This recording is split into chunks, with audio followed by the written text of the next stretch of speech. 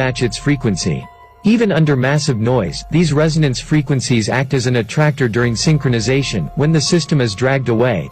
It is the supercoil structure of the DNA that allows this dynamic process to take place. This basic natural property pulls the system back to the particular frequency state.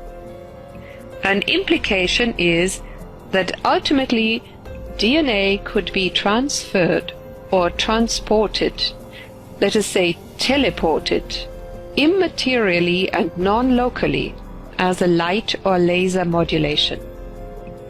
This could be defined as a form of entanglement of the biological atoms with the background field, thus manifesting as a non-local, namely literally not there phenomenon. In terms of physics, of course, this requires the existence of some kind of vacuum field, something that was decried for a long time, but is now established as the concept of the zero-point fluctuations that quantum field theory embraces. In quantum field theory, the manifestation of energy comes from the quantum vacuum, sometimes referred to as a universal scalar wave, which is a form of electrostatic energy. Scalar waves are produced when two electromagnetic waves of the same frequency are exactly out of phase, opposite to each other, and the amplitudes subtract and cancel or destroy each other. The result is not exactly an annihilation of magnetic fields but a transformation of energy back into a scalar wave. This scalar field has reverted back to a vacuum state of potentiality. Scalar waves can be created by wrapping electrical wires around a figure 8 in the shape of a Mobius coil.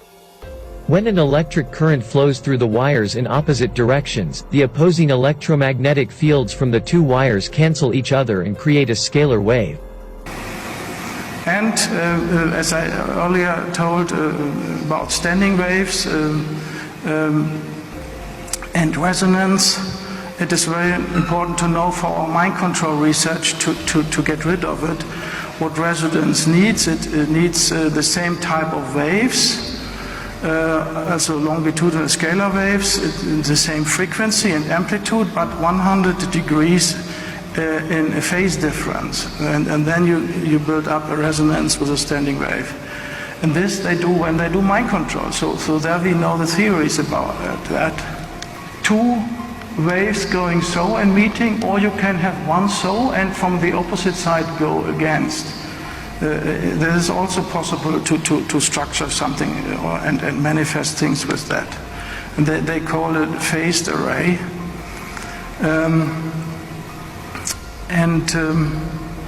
There's one radar in the world which have three phases. Also usually the radar has two, but there's one that have three, and this is very close to Whitby where Simon Parkes lives. I have looked on it. He was invited to it.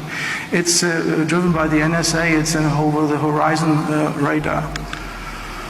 And the other things, when they come together, is phase conjugation. Scalar waves can build up a standing resonance, a resonance circuit between the target and the perpetrator. Often it is Mossad controlling in the Western world the mind control technology. In the Eastern world it is the FSB, the Russian Secret Service. The problem is the scalar waves have closed field lines. That means our usual devices we buy to scan electromagnetic waves are not working any longer. And we have up to date not been able to get scanning devices for scalar waves. Of course, the dark side have them. I've been told in Germany the Stasi had them, and they had them from Russia. But we have not been able to come over. So if you here in Czechian, you had more closer contact to the KGB and so on. If there are perhaps some guys having an old device scanning scalar waves, we would be very grateful to get access to that.